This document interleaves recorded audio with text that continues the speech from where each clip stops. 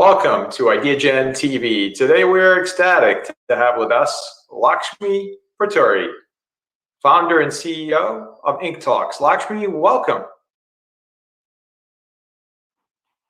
Thank you, George and Ideagen, for this opportunity. Today, I thought we will talk about the Sustainable Development Goals, especially on sustainable cities. You know, Indian poet and Nobel laureate Rabindranath Tagore wrote an amazing poem which starts with where the mind is without fear and the head is held high. And when I think about the freedom that is given to us, the abundant world we live in right now, the true freedom we need to claim is the freedom of the mind. Sometimes we make a mistake of innovation being confused with taking the status quo and improving it slightly, whereas innovation is about letting the imagination go and take us to a place where we can think of things in a completely different context. So when I say smart cities, or maybe I call them heart cities, or whether I say sustainable development goals, every one of them, my invitation is for all of us to think about it in a completely different context. And what do I mean by this? It's sort of, I have seen this that in education, if we take, or healthcare, if we take, a lot of times we are looking at the current situation, the way we live today, and then see how it can be improved. Just let's take COVID 19, what it has done to us. It is unprecedented that the entire world is dealing with the same problem at the same time. And COVID 19 has shown us that with the industrial revolution of the last 2 centuries, where we have lived as though uh, it's all the shareholder value and winner takes it all, these are the terms with which we lived.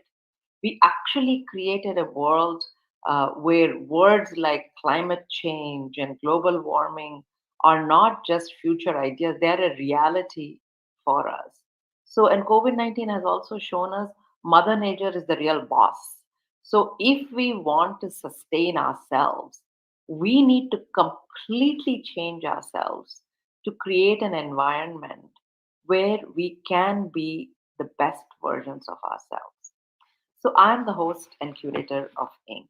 And what we do here is we find people who are doing really unusual things and we bring them together in a group and we curate their stories and we work with them on how to make their stories a reality. So our purpose of existence is about accelerating the journeys of game changers. So today I thought I will bring to you some stories of game changers and actually bring a couple of our game changers to share their stories with you so that we can all go on a journey of what does sustainable living look like. Sustainability is often thought of only in terms of environment or energy. While that is a necessary condition, that's not sufficient. When I say sustainable, I'm also talking about economic sustainability, financial sustainability, equality, diversity, a lot of things that are extremely important. So, one of the big things, big ideas we want to bring about in terms of sustainability, especially in the commercial world or the nonprofit world for that matter, is to have diversity of thinking. So that's why today we'll bring you a few stories that are very, very diverse. So the sustainability at the top level is how do we change the way we lead?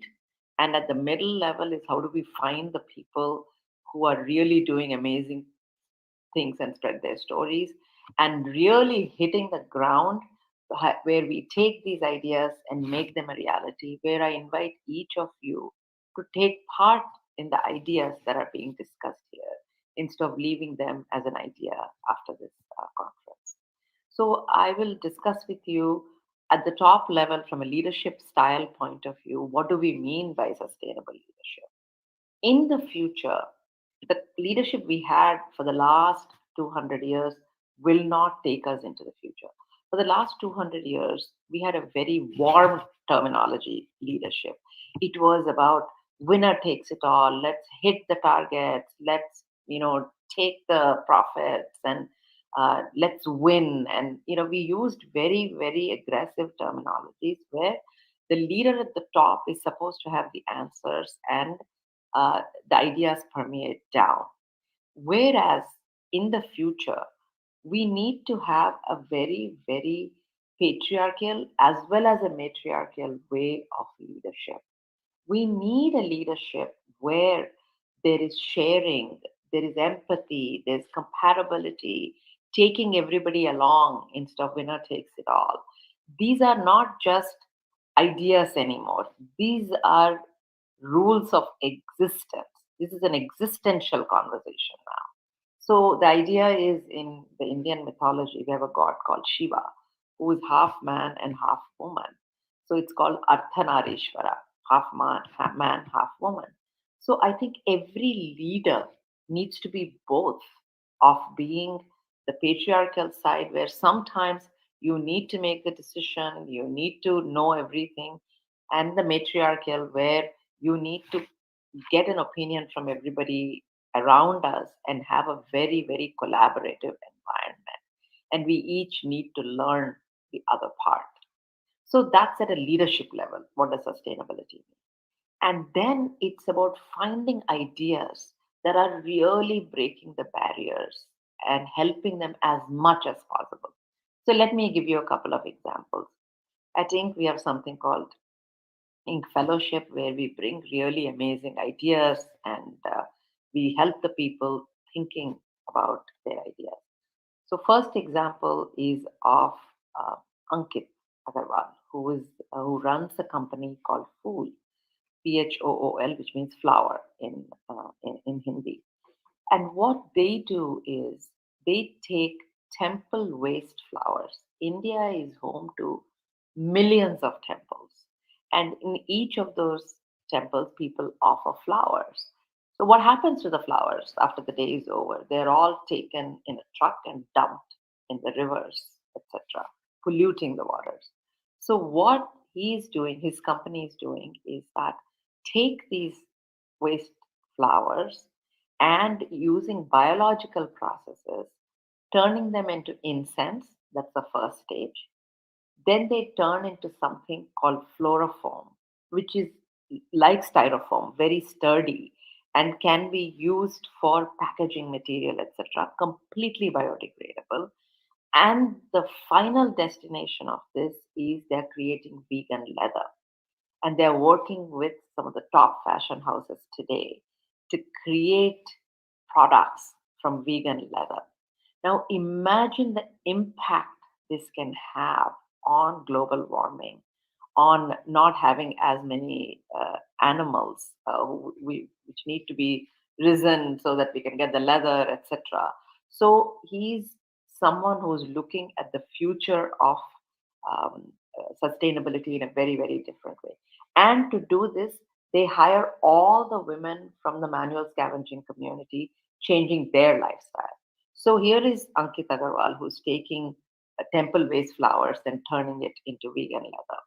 Then we have Dr. Vishal Rao, who's one of our speakers, one of our advisors, a very, very accomplished innovator. And he treats people who lost their voice because of cancer. And the voice boxes that were available were extremely expensive and not affordable. So he met a toy maker, a wooden toy maker, and worked with the toy maker to come up with a product that actually can solve the problem and give someone a voice, a little voice box, which is made for $1 that weighs only a gram and something that's very small, very easy to use, etc. So he has created one of the most beautiful and practical products at a fraction of the cost of what it was being sold before. It was sold for almost 30,000 rupees, which is about $400 or something like that, or maybe more. But today it's sold for $1, less than $1, 50 rupees. So this is the innovation that can happen, that can really push us into the future. With that, I would like to actually invite you to listen to a couple of our change makers and see what their journeys are. So, first person I have is Manvendra Singh Shekhawat. Manvendra is a hotelier and he's created some of the most beautiful hotels like the Suryagad Hotel in Jaisalmer and Narendra Bhavan, Lakshmi Nivas Palace, beautiful hotels across Rajasthan and across India as well. The thing that really took my breath away when I went to Suryagad is at the back of the hotel, there is a wing that looks like it's an extension of the hotel. It turns out that is where the staff that works in the hotel also lives there, because his premise is that the the living quarters for the staff should be as beautiful as the hotel. Only then they will know why it is important to keep your environment beautiful and functional, etc. So that's the thinking from which he comes, and he's now engaged in a project that's going to build a brand new city from scratch, where Inc. is working very closely with him to set up a big Inc. Imagination Center. I would love for Manvendra to join us and share with us his idea of what is the future of cities where we can be the best versions of ourselves. And as I said before, we keep talking about smart cities, and I'm going to have Manvendra talk about not just smart cities, but heart cities as well. With that, Manvendra, it's on to you.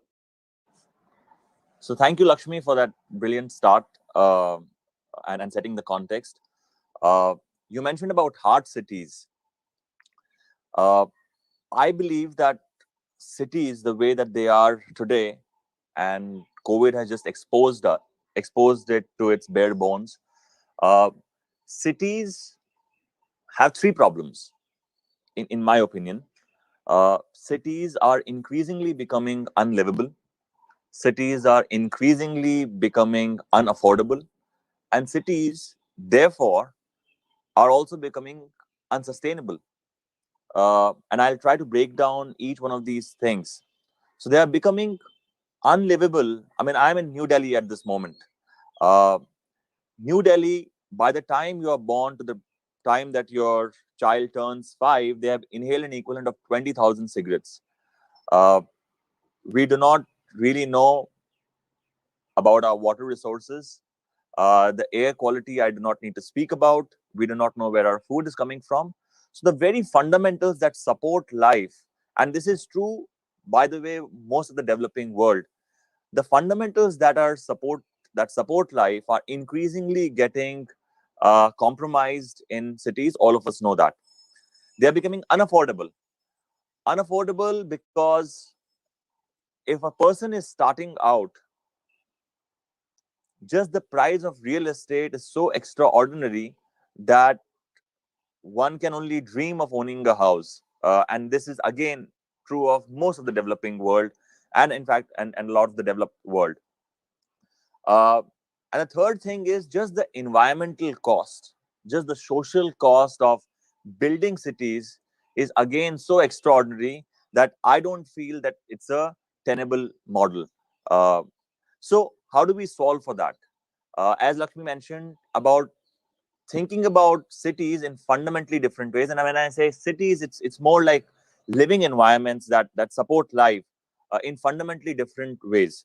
So, if we broke down the entire problem into first principles and really focus on what is most important, perhaps we may have answers. So, if you see the traditional city developmental model, it is the first priority is efficiency because that suits profit making, that suits capitalism. The second priority is the individual. The third priority is the community, and the fourth priority is the ecology. Uh, in the traditional way, we build cities, and what if we fundamentally reversed it?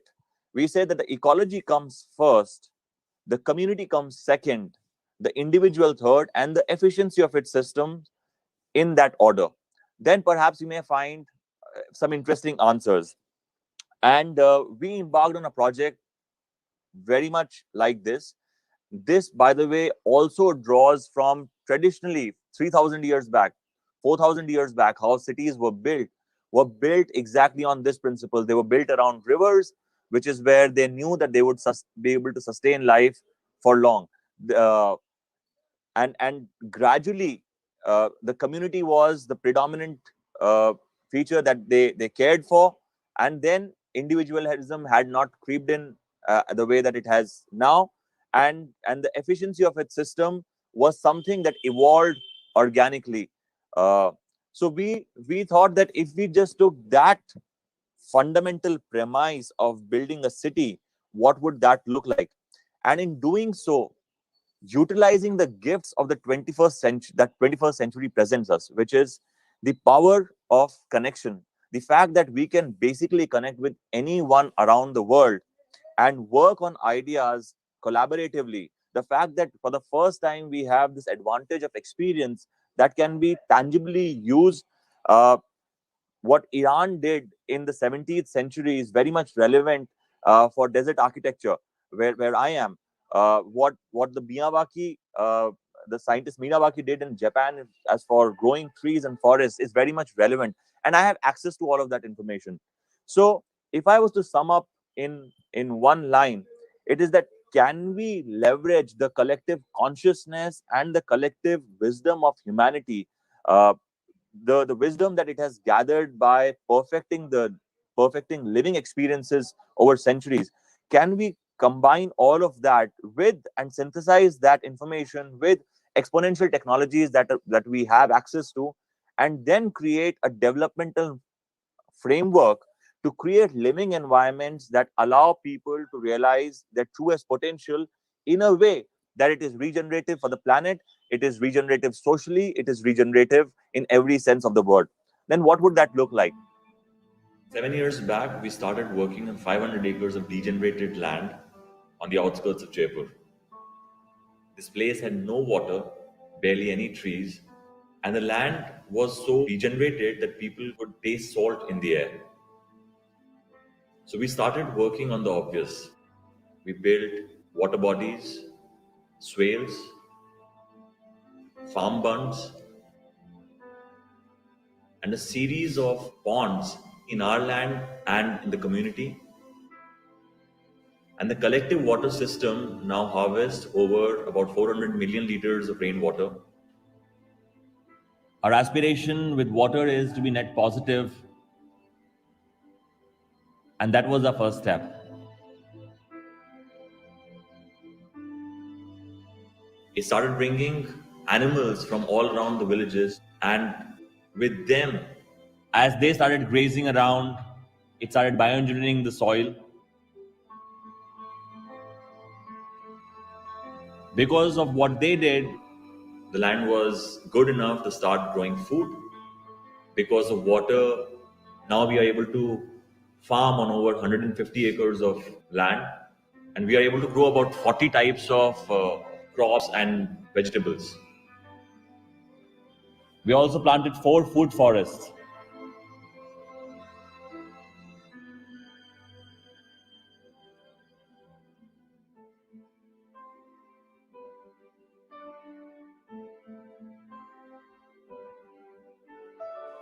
The region got transformed because of very small interventions. Our next step was to rewild, so we started planting trees all around the place. We developed a vegetation palette of 108 types of trees, grasses, shrubs.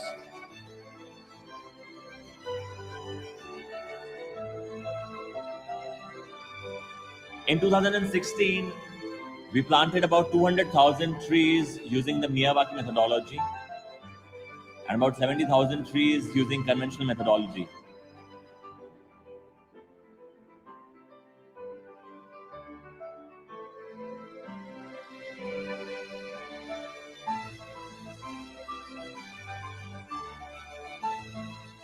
With trees and water, we started getting our first residents. In the process, unknowingly, we had built many habitats, and we started sharing this land with creatures that it really belongs to. For a place that was completely barren, Now we have over 80 types of birds and thousands of invertebrates.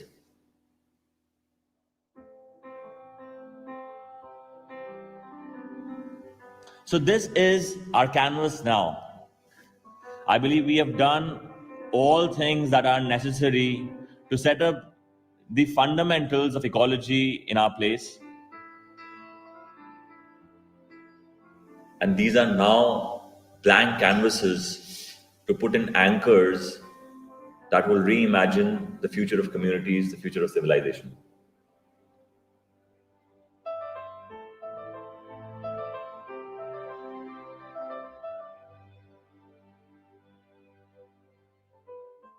And now what we are trying to do is to build anchors that will start attracting the right sort of community together so that people get access to an ecosystem that pushes them, that gives them the freedom, inspiration, and resources to realize their truest potential.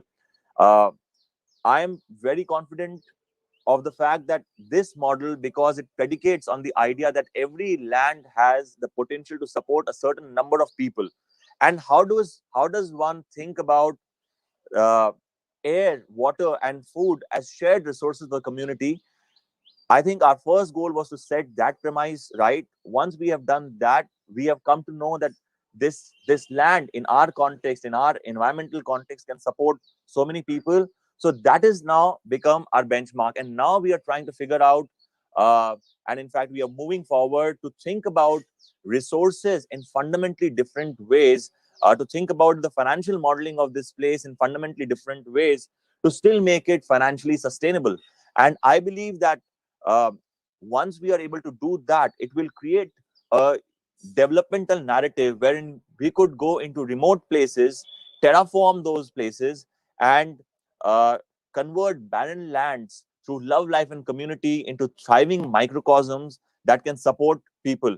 Just to give you a data point, that there is about 20% of terrestrial land that is disregarded as a desert where no one can stay. I believe that the model that we are embarking on, you could take barren lands, utilize this metaphorical seed kind of uh, methodology to terraform those places and change them into thriving communities. Uh, and I think that will be the answer to where we are going to house the next 2 billion, 2.5 billion people that are going to get added. And we are doing so in a way that it has minimum impact on the overall complex ecological systems in which these lands are set in. Uh, so that was one part. At For us personally in the Dhun's journey, we are now getting anchors, various anchors at this place. These are imagination spaces, learning spaces, living spaces, working spaces, wherein a community can move in and start creating the blueprint for the future of civilizations. Thank you. Thank you, Manvendra. One of the things that's very important for humanity is our ability to contemplate the futures and decide which path we want to follow, and our ability to use technology, data, and analysis to help us make those decisions. So, right now, we talked about building sustainable cities and what is the thought process by which we need to build them. Now we need to think large scale, and then we say, how do we understand energy? How do we move to more renewable energies? And how can we bring really, really large scale impact to the projects that we want to undertake? For that, I would like to bring on board Dr. Balki Iyer. He's the Chief Commercial Officer at EOS. And EOS is focused on accelerating a shift to clean energy with positive and ingenious solutions. And the thing that's most important is that they're transforming the world through the storage. How do we store energy? What do we do with it, etc. And Balki wears multiple hats. And on one hand, he's a passionate proponent of renewable energy and has been very involved in everything from data and science and technology part of it as well. And he's also very passionately involved in education. Both he and his wife run Stepping Stones Institution in India that caters to autistic children and getting them back into mainstream schools. So with that, I'd love to invite our educationists as well as our environmental leader, Balki. Hi, Balki. Thank you, Lakshmi. I'm here to talk about the future of energy. I know the slide says future of livings, but I didn't say it wrong. In actually many ways, the future of energy, and specifically electricity, has a lot of bearing on our future of living and future of living in cities. The electricity system actually started by building power plants outside the cities next to the industrial facilities in the late 19th century. But as electrification continued, load centers started shifting to the cities, far from these power plants. It wasn't really feasible to construct these power plants in the cities. So what do? We built extremely inefficient infrastructure, and we burned significant amount of fossil fuels to make up for it. In many ways, over the last several years, we've been using the skies as open sewers, and we've been emitting more than 150 million tons of carbon. A lot of it has to do with our own choice of how we generate and consume electricity. Einstein famously quoted, "If I had an hour to solve a problem, I'd spend 55 minutes thinking about the problem and 5 minutes thinking about the solution." Honestly, we've created the problem, and I've also had enough time to think about the solution. Let's look at how we actually are put these solutions to use. First, for a second, let's start imagining a 100% renewable future. A world where all electricity demand is met in real time by clean, non-emitting resources. Is it really possible? I really don't want to wait till the end of this talk to give you the answer. The clear answer is yes. We already have the technology and the building blocks to get there. As you know, hydropower has been in use for decades. Wind and solar systems are already cost competitive, and even energy storage technologies that Lakshmi talked about have made dramatic improvements. All of these can be placed extremely close to where they are consumed, in the cities, next to the load centers, next to homes, next to businesses, significantly improving our own resilience and reducing cost at the same time. Now, let's look at the UN goals, specifically oriented towards achieving a renewable world. First, universal access to electricity to 2030. Reduce fossil fuels and replace them with renewables. And third, net greenhouse gas emissions to zero by 2050. Actually, all of them pretty bold, but pretty simple if you think about it. Let's go to how do we achieve these goals. The first thing is we got to act now. Let's understand some basic facts first. Roughly about 770 million people in this planet today lack basic electricity access. Electricity is some basic commodity today that defines standard of living. 1 in 10 people today don't have it. About 84% of our global primary energy produced comes from burning fossil fuels, coal, oil, natural gas, all of which actually emit greenhouse gases when they actually burn for electricity. Don't forget, the world is growing extremely unsustainably with an increase in population over the last several years. The planet's housed the most amount of people today than it ever did in the history of the planet. 4 out of 5 e-waste that we generate today, 4 out of 5 cell phones that we throw today is not recycled. About 15% of the electricity on an average is lost. Let's look at the next, and how do we address these things?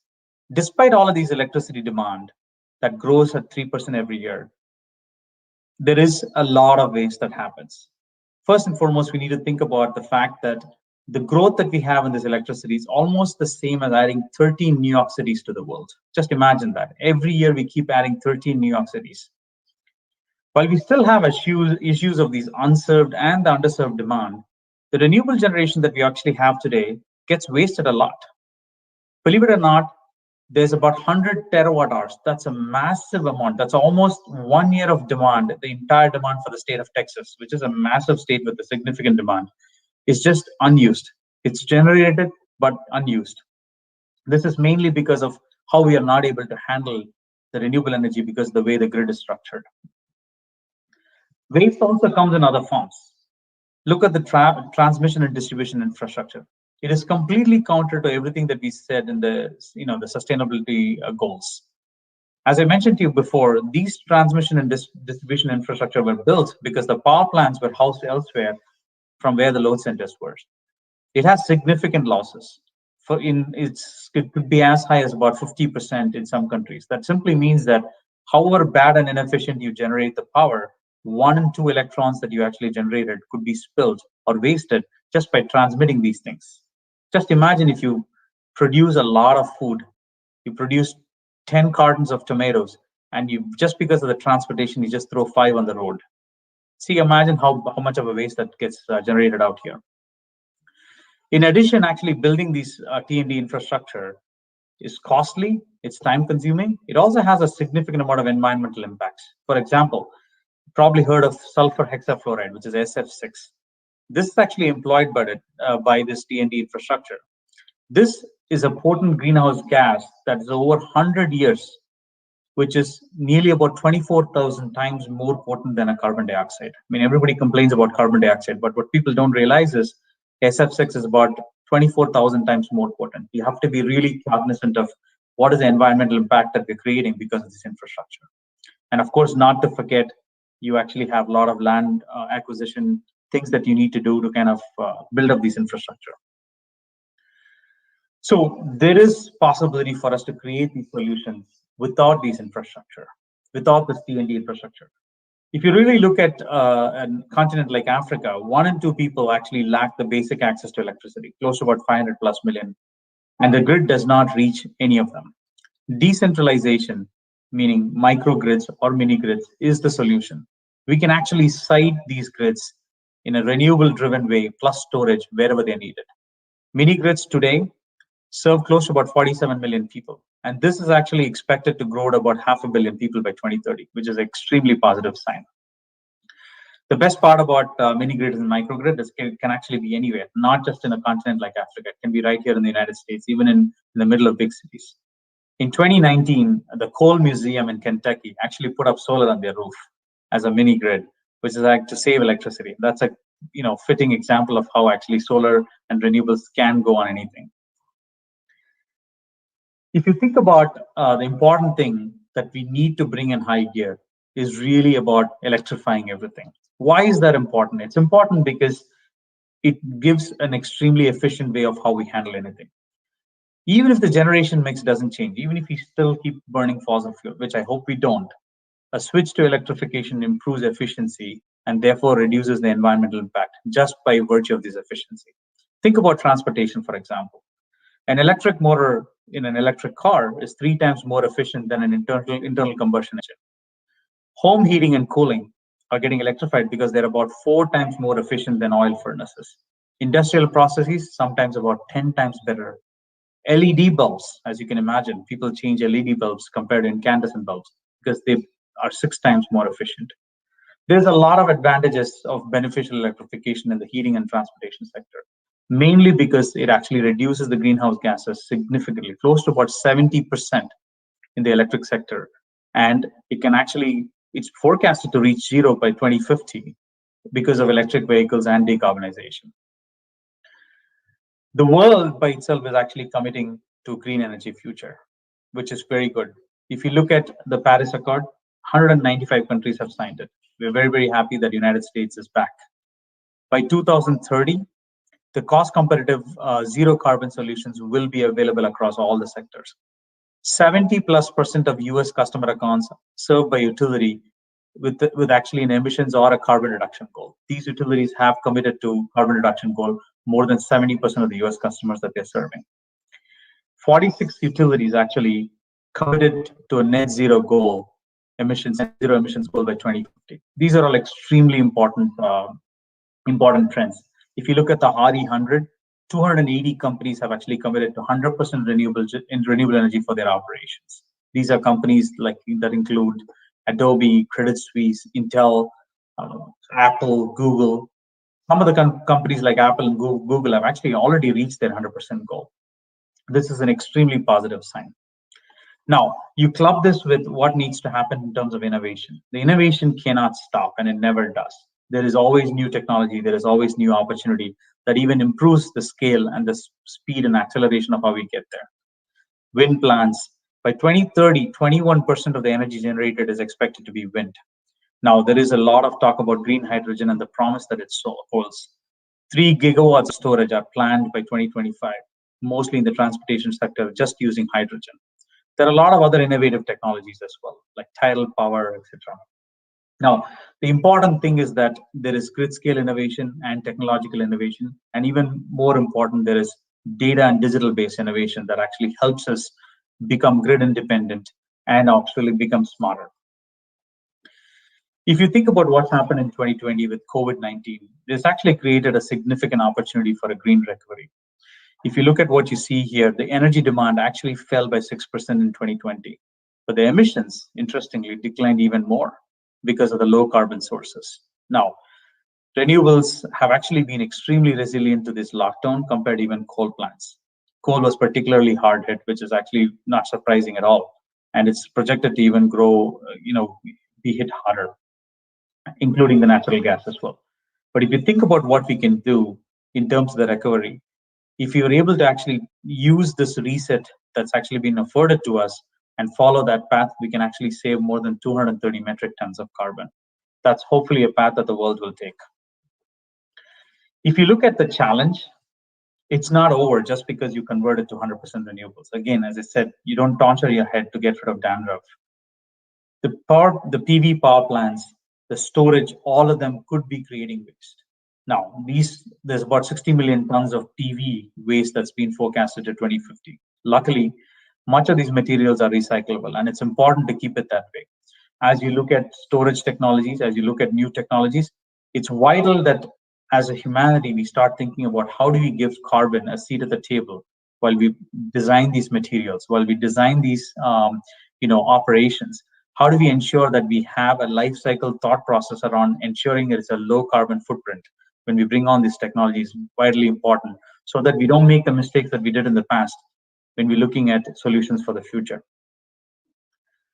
Can we really do it? We can actually make 100% renewable future a reality. We actually have the technology, the opportunity, and the need. I certainly believe this is actually our moonshot moment. We've actually done it before. Think about the 1894, the great horse manure crisis. But the horse manure crisis actually didn't happen because automobiles replaced the horses. In just over a decade, the number of cars that actually was brought onto the road in this 1894 timeframe was about 100 times. By actually 1917, the last horse-drawn streetcar in New York had been retired. This goes to show that we can actually do it. That's not the only time. Think about the amount of times we've changed the source. We've gone from a wood source to a coal source to an oil source to a renewable source. We've been able to manage through that change. Lastly, think about even the recent time, 1980s, when the world came together and actually agreed on the Montreal Protocol to phase out the production of CFCs. These CFCs were actually creating a hole in the ozone layer. It was actually the first treaty in the history of the United Nations to achieve a universal ratification. The protocol was a success. By mid-90s, most of the atmospheric CFC concentration had leveled off or declined. And that's an important victory for the humanity. And I certainly believe that public sentiment and that public action is what we need, and we have that behind us. As Abraham Lincoln said, public sentiment is everything. Against it, nothing can succeed, and with it, nothing can fail. Let's all succeed against this crisis together. Thank you. Thank you, Balki, for that wonderful talk. And I think you've heard from both Manvendra as well as Balki of their ideas of how to contribute to sustainable cities as well as energy in a big way. And by the way, Balki, Kochi in India, in Kerala, is the first airport in the world to go 100% on solar. So there is lots of things that are happening across the globe that are taking the plunge to do something in a very, very different way, which is wonderful. So I'd love to bring Balki and Manvendra back on so we can have a discussion, conversation about all the things we talked about so far. So thanks, Manvendra and Balki, for sharing your thoughts. But, Manvendra, I'll ask you a question. You were talking about creating regenerative ecosystems, especially how we can take barren land and convert it. We talked about a 30,000 foot level. Can you give me some specifics on, especially for Dhun? How many trees have you planted? How much water are you collecting? What are you doing in terms of seeing what's water, and you do mood boarding? I mean, tell me some of the specific things you're doing to get the land ready and then decide how many people it will support. So we have planted close to about 270,000 trees right now. We collect over 400 million liters of rainwater.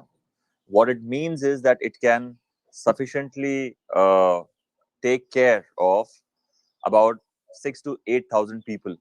But this also predicates on the premise that we need to recycle, use the latest technologies that are available to us to recycle every drop of water, harvest everything that we can, and then I think it can support a population of about 6 to 8,000 people is what our estimation is. Uh, Giving you more specifics of uh, just the tree to people ratio uh, in in like for example a New Delhi or a Jaipur is, I mean, one tree supports about 5 to 10 people, and what we are trying to do is to have at least 50 trees per person. So that's one example. We think that by utilizing all the uh, technologies that are available for food production right now, uh, we are confident that we can grow 100% of the food of all the residents at the community. Balki spoke about energy efficiency.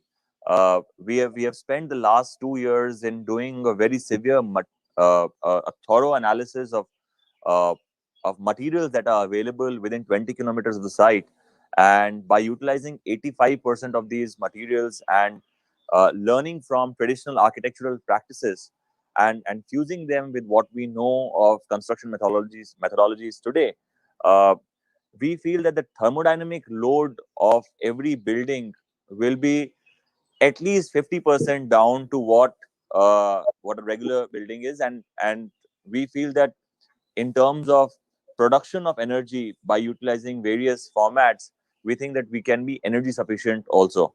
So so where we are situated, the environmental context of our place allows that in 530 acres of land, we can easily house about 6,000 to 8,000 people by being completely self-sufficient in that sense. And I want to underscore the point here of the importance of using materials that are available. I mean, especially in Rajasthan, it's the desert, it's really hot, it could get really cold. Even in the hotels that they've created the kind of architecture that naturally cools the place. I think sometimes when we blindly bring architecture from different part of the world, like glass and steel, and suddenly put it in a really hot place and then put air conditioning through it, it just doesn't make sense. I think for every land, we should see what are the trees that are endemic to that land and what is the architecture that's endemic to that land, and really use it. And really have to congratulate you on doing that. Uh, and I also want to underscore one more thing of revival of local craftsmanship. And maybe Manvendra, you should talk a little bit about the architect, the chief architect you have, who is a local craftsman who works Yeah. with. Yeah.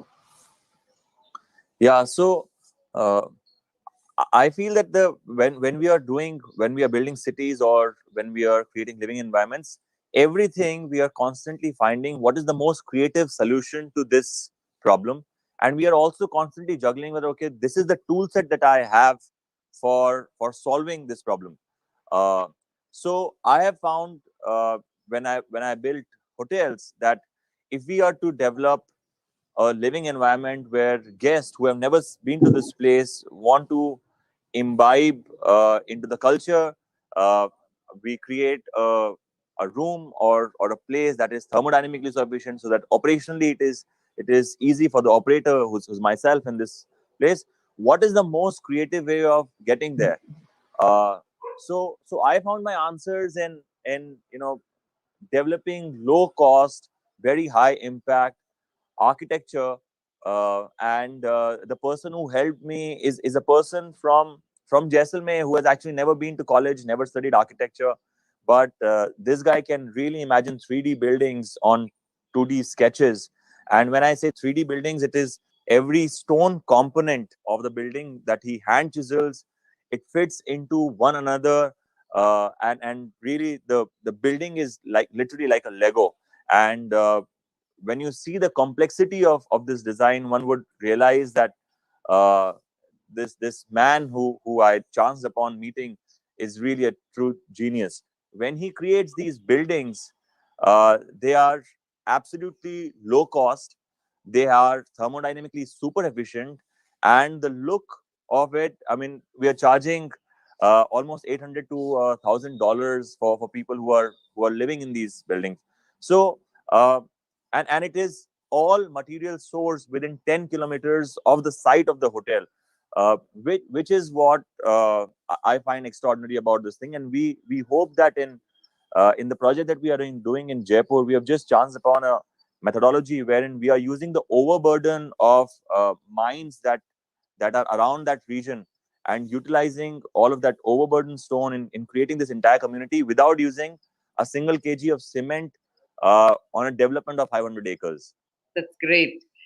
So, Balki, my question is for you. One is we all have, macro goals of by such and such year, X% to be renewable and all that stuff.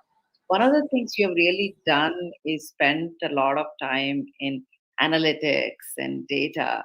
So, tell me a little bit about what sort of learnings can we have from data and technology that will allow us to plan for a renewable future better?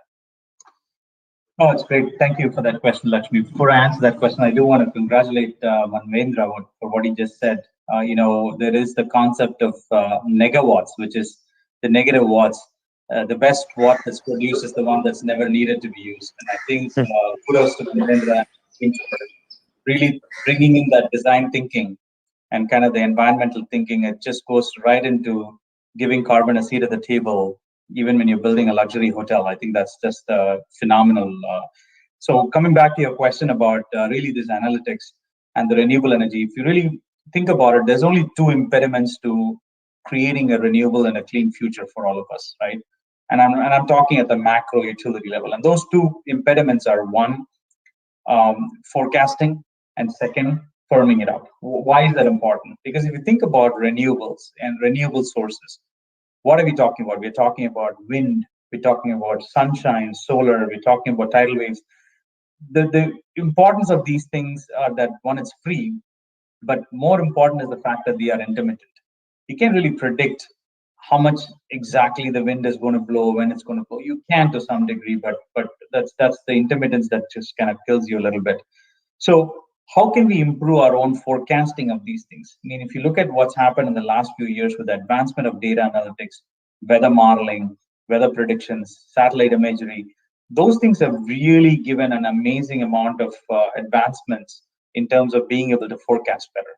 And I always joke around saying that, if you can kind of predict exactly when you're going to get your pizza after you ordered through your cell phone, I think we should definitely get better in terms of predicting the sunshine and the wind blowing, etc. So I think there's been a lot of improvement in that. Now, if you look at in 2018, IBM used machine learning algorithms to kind of predict wind forecasting in a massive wind farm, which they did over the next 36 hours.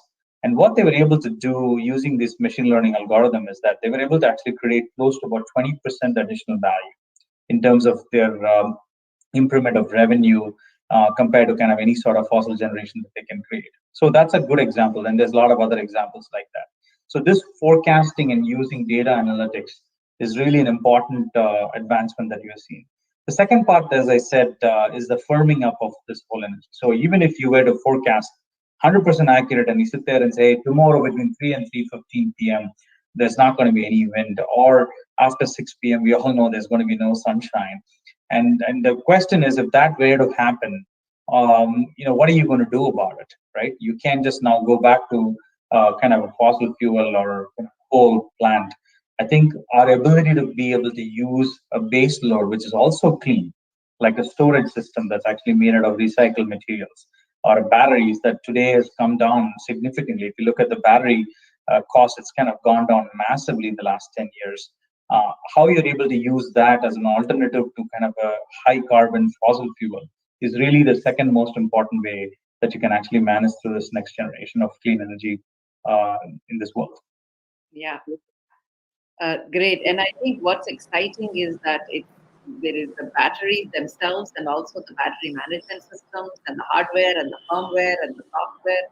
There's so many innovations happening in all those things. It's really wonderful to see that. Coming back to you, Manvendra, one of the things is it's about how do you take everybody along. You run luxury hotels, or you even this homes we are building. You're building could be high-end homes, etc. Can you share a little bit about? I talked a little bit about how you create homes for those who work in the hotels as well that are as beautiful. That's one way of taking the profits and spending. But can you also talk about how do you take the profits and invest it in the local community through your I Love Jaisalmer or some of the programs that you do? How do you make sure that the profitability of a venture is used in community development as well? Yeah. So the first thing is to not think of it two different things. Yeah. The community and the individual are absolutely inseparable, and so the thing is that we are all part of this deeply connected ecosystem, and it is deeply intertwined. The complexity of it is beyond anyone's singular imagination. So the first thing is that I never think that I am making a difference to this, or I am making a difference to that, or I am doing anything for anyone else. I am actually just strengthening the ecosystem that I am also a beneficiary of. Uh, so in that context, what we try to do with I Love Jaisalmer, which is the foundation that I established in 2012, which was that I am part of this tourism ecosystem of Jaisalmer, and the tourism ecosystem is facing certain threats, and so how do you mitigate that threats given the resource that you have? And I realized at that time that the community itself is an extraordinary resource. So I went to the community and said that this is our shared problem that all of us have. I am willing to do this in this and take the lead, and would you help me? And I enjoyed the kind of support that it is that I had never experienced, that I would get. So in 2013 beginning, we launched Jaisalmer's largest cleanliness and conservation drive, which was a very major pain point for all tourists who came there. And our latest project, which happened just last month, was to launch our country's first citizen airline partnership, wherein we were able to rally all together all the citizens, and we basically crowd pooled resources to write off the losses of an airline, so that our destination, which is very, very remote, remains connected. And working with I Love Jaisalmer, or with the community there, we have done across over 30 campaigns like these. It fundamentally changed one thing in my mind, that many things may seem as they are extraordinary problems that are beyond anyone's ability to solve. But I also realized that if one is able to crowd pool intent and crowd pool resources, then anything can be done. And we have seen many examples like in the past. And I feel that some of the greatest challenges that humanity as a collective is facing together, there is no other way of solving them until and unless we start crowd pooling intent. That's great. It's really wonderful to see that connection between community and the profits as one and the same. Anu Aga, who is one of our inner circle members, she says that profits are like breathing, to be alive, we need to breathe, but the purpose of a life is not to breathe. Similarly, for a corporation, to be sustainable, profits are important, but the purpose of the corporation is not the profit. The purpose has to be much larger. So I think it's a very, very good point you're making. Balki, I would love for you to talk about, again, how do you take a very large goal and make it achievable in smaller ways, in terms of, we need in some ways the corporations, the governments, and people to come together, make really huge plans. And then we have to make sure at an individual level, people can attain renewability. So can you tell me, like, what are one or two things you would love to see happen at a large scale, and how can it be beneficial at an individual level? No, look, Lakshmi, it's a great question. Think about it this way. This whole energy industry is probably one of the most regulated industry in the planet today, right? And if you really look at a lot of the stuff that happens at the kind of utility level, a lot of it has to happen because of the regulated nature of where things are, with a lot of government support, right? I mean, the government support, the government mindset has to really shift, in my opinion, and that's going to make a massive difference. I mean, think about the United States, right? We got more than 200,000, miles of grid transmission here, most of them 100 years old. Yet, when you start replacing them with more of sustainable sustainable type of alternatives, which is available, right? It has to happen because the government has to take some initiative. Because in the past, it's clearly been shown that the green jobs, the clean jobs, are still 2 times more than the fossil jobs, right? I mean, today, 3.4 million Americans work in clean energy, whereas 55,000 people work in coal mines. So it's kind of really given a lot of benefit at the macro level, not just for kind of the environment, climate, but also really thinking about people's livelihood. And that makes a big impact, and that's got to start from some level of government action. And how do we go about doing this? As I said earlier, public sentiment is everything, right? I think people have to become, more active in their own choices. And I think important for them to kind of speak out and then kind of create the movement, which I think will help these larger bureaucratic agencies to start really acting in the best interest of all of us. At the individual level, we have a lot of choices that we all make every day. We all make decisions every day. Where we eat, what kind of food we, eat, what type of clothes we wear, what type of housing we live in, what type of cars we drive, what type of energy we consume. Almost, I could say 70-80% of the population has a choice in all of these stuff. And when they do, are they making the real right choice? Are you really kind of driving the electric car? Are you putting solar on your rooftop? Are you challenging your organization to think in a low carbon way? And how wasteful are you? How energy efficient are you? I mean, these are all choices that every single individual can make, and we actually make those decisions consciously or unconsciously every single day. And I think if you just be aware of those decisions and kind of start thinking about, we always think about money as kind of one of the important drivers. If you start putting carbon as another driver and start making these decisions, I think you can make a massive difference. And I think that's really where the world is today. And I think I see more and more of the younger generation really asking those choices. Like, my daughter wouldn't even allow us to use a regular paste. She would force us to use this thing called Bite, which basically avoids a significant amount of carbon footprint that the plastic tubes cost. I mean, it may seem like a simple thing, but just imagine the impact that, like I said, the clothes we wear. I mean, I have solar panels on my rooftop. I drive an electric car, and it's an important choice that I made. So those are all things that everybody has to make. Yeah. So I'd like us all to wrap up with in a minute or so. Each of you talk about your passion project now. Maybe Manvendra for you, Dhun, and for Balki, whatever it is. In what way can that community of listeners can contribute to what you want to accomplish? So maybe you can talk about the big dream a little bit, and then say how can everybody contribute. Go ahead, Okay. Manvendra. All right. So the only way as Balki also said, and I sort of second that, is that until and unless we make a conscious choice in what we consume and how we consume, uh, we'll keep on having seminars and declarations, but nothing's going to move the needle.